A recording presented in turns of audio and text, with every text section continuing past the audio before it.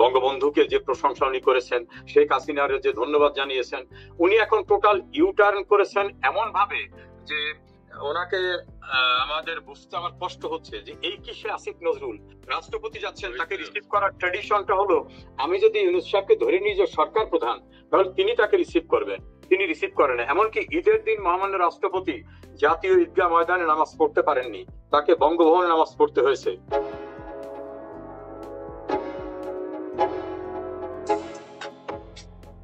এই বিষয়টা আসিফ নজরুল সাহেবের, তিনি এখন আইন উপদেষ্টা, আমাদের সম্মানিত আইন উপদেষ্টা, তার নানান কথা কিন্তু ভাইরাল হয় দেশে বিদেশে। তিনি মন্ত্রী হইলে অনেক কিছু করে ফেলতেন, সেটা বলছেন। এখন তিনি উপদেষ্টা হয়ে গেছেন এবং একজন প্রভাবশালী উপদেষ্টা, 2-3টা মন্ত্রণালয় তার কাছে রয়েছে। তার অ্যাক্টিভিটিস গুলো আপনার কেমন লাগছে? দেখুন, অধ্যাপক আসিফ নজরুল আমার খুবই পরিচিত মানুষ। আমরা একসঙ্গে বিভিন্ন টেলিভিশনে কথা বলেছি, বিভিন্ন ফোরামে কথা বলেছি, এবং একটা রেসপেক্ট অ্যাফেকশনের মতো একটা সম্পর্ক আমাদের ভিতরে। তাকে নিয়ে কোনো মন্তব্য করতে যাওয়া আমার জন্য খুব বিব্রতকর অবস্থা হয়। কিন্তু আমি খুব অবাক হয়ে যাচ্ছি, যেমন জামাত নেতা এটিএম আজহারের মুক্তির পরে সরকার আনুষ্ঠানিকভাবে, সরকারের তো একজন প্রখ্যাত প্রেস সেক্রেটারি আছেন, তিনি নীতি নির্ধারণ থেকে শুরু করে সবকিছু বলেন। সরকারের পক্ষ থেকে কোনো মন্তব্য আসার পূর্বেই আসিফ নজরুল তিনি ওই যে কয়েক ডিগ্রি আপনি বললেন সামনে গিয়েছে, তিনি ফেসবুকে স্ট্যাটাস দিয়ে ন্যায় বিচার প্রতিষ্ঠিত হয়েছিল। তাহলে অতীতে অন্যায় বিচার যখন হয়েছিল, ধরিনি যে আজহারের কনভিকশন যখন হয়েছিল, তখন কি তিনি স্ট্যাটাস দিয়ে বলছিলেন যে ট্রাইব্যুনাল, ওয়ার ক্রাইম ট্রাইব্যুনাল বা ইন্টারন্যাশনাল হিউম্যান রাইটস ট্রাইব্যুনাল, এরা যে সাজাটা দিল এটা আইন বহির্ভূত ছিল। সুপ্রিম কোর্ট যখন আপিল খারিজ করে দিল, তখন কি উনি বলেছিলেন যে এটা সংবিধান সম্মত হয়নি বা আইনের শাসনে পরিবর্তন হয়েছে? সে সময় কেন উনি চুপ করেছিলেন, এটা নিয়ে প্রশ্ন। আর আপনি যে কাহিনীগুলো বললেন যে ঘাতক জ্বালা নির্মূল কমিটির সঙ্গে ওনার সম্পৃক্ততা, মাওলানা দিলওয়ার হোসেন সাঈদীর উত্থান নিয়ে উনি আর্টিকেল তৈরি করা, একেবারে কি বলা যায়, তৃণমূলে গিয়ে ইনভেস্টিগেটিং জার্নালিজমের মতো রিপোর্ট করা, বঙ্গবন্ধুকে যে প্রশংসা উনি করেছেন, শেখ হাসিনার যে ধন্যবাদ জানিয়েছেন, উনি এখন টোটাল ইউটার্ন করেছেন এমন ভাবে যে ওনাকে আমাদের বুঝতে আমার কষ্ট হচ্ছে যে এই কি সে আসিফ নজরুল, নাকি ক্ষমতায় যাওয়ার পর সবকিছু পাল্টে গেল, নাকি কারো সন্তুষ্টি সাপেক্ষে ওখানে টিকে থাকা যাবে, সে কারণেই তিনি 1 ডিগ্রি এগিয়ে সব কথা বলছেন। ফলে ওনার কাছ থেকে আমরা প্রত্যাশা করিনি। উনি যেটা করছেন এটা উনি একসময় রিয়েলাইজ করবেন যে উনি হয়তো এখন ভ্রমের মধ্যে আছেন। আচ্ছা আচ্ছা, উনি এও বলেছেন, আরো অনেক কথা বলেছেন, উনি 26 লক্ষ তো বলেছেন। তাছাড়া বঙ্গবন্ধুর যে ওই যে আত্মজীবন ওইটা বেরিয়েছে, সেটা তো বলছেন যে শেখ হাসিনাকে ধন্যবাদ দেওয়া উচিত। এত বড় মহামানব এই দেশে জন্ম নিয়েছিল, কত স্যাক্রিফাইস করছে, সেই মহামানবের স্ট্যাচু যখন ভেঙে দিচ্ছে সরকারি বুলডোজার নিয়ে, 32 নম্বরে বঙ্গবন্ধু ভবন ভাঙা হচ্ছে, সে সময় আসিফ নজরুলের অনুভূতি এবং একটা স্ট্যাটাসে কখন তাকে আমরা দেখিনি, কোন সময় একটা স্ট্যাটাসে তাকে দেখিনি। এর আগে তিনি 21-এর গ্রেনেড হামলা নিয়েও কিন্তু কথা বলেছেন তখন, যে এটার বিচার হওয়া উচিত, এটার বিচার হওয়া এবং উচিত। তিনি বিএনপিকে লায়াবল করছেন যে বিএনপি এই দায় অস্বীকার করতে পারে না। 21 আগস্ট 2004-এর গ্রেনেড হামলায় তিনি বিএনপিকে অ্যাকুস্ট করেছেন। ইয়েস, করেছেন। আবার এই সময় খুশি হয়েছেন খুব।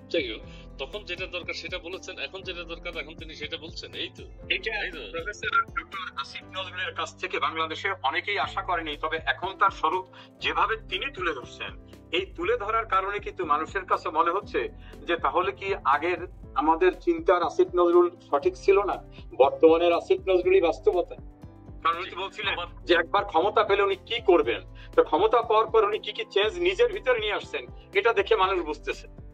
করেছেন উনি অনেক চেঞ্জ করেছেন, ক্ষমতা পাওয়ার পর অনেক চেঞ্জ করেছেন। আবার কেউ বলছেন যে উনি ঢাকা বিশ্ববিদ্যালয়ে কিভাবে পড়ান, হয়তো আজকে 2 বছর আগে যেটা পড়িয়েছেন 3 বছর পরে হয়তো সেটা অস্বীকার করলেন যে আমি এটা পড়াইনি বা এইভাবে তোমার নাম্বার দেইনি। বিশ্ববিদ্যালয়ের শিক্ষক কিভাবে তিনি আবার ওনাকে যারা উৎসাহিত করতেন, বাইরের থেকে বিভিন্ন সোশ্যাল মিডিয়ায় কাজ করা যারা উৎসাহিত করতেন, তাদের কেউ তো গ্যারান্টি দিয়ে বলতেছেন উনি এই করছেন। ওনার বিরুদ্ধে যে কমপ্লেইন গুলো নিয়ে আসতেছে, কিন্তু খুবই গুরুতর কমপ্লেইন নিয়ে আসছে।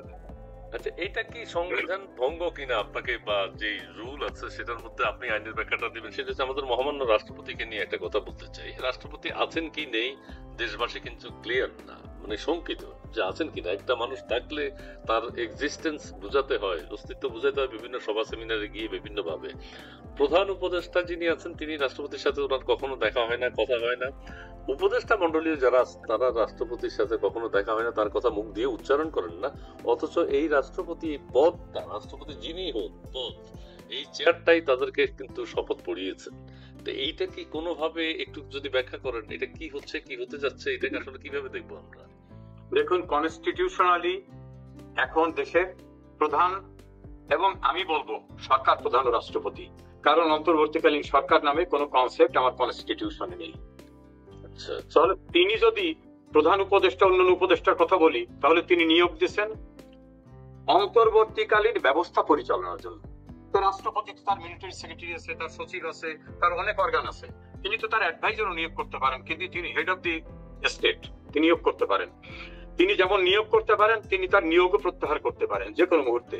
মহামান্য রাষ্ট্রপতিকে কনস্টিটিউশন পারমিট করেছে বিধায় কিন্তু তার কাছ থেকে নিয়োগ নিতে হয়েছে।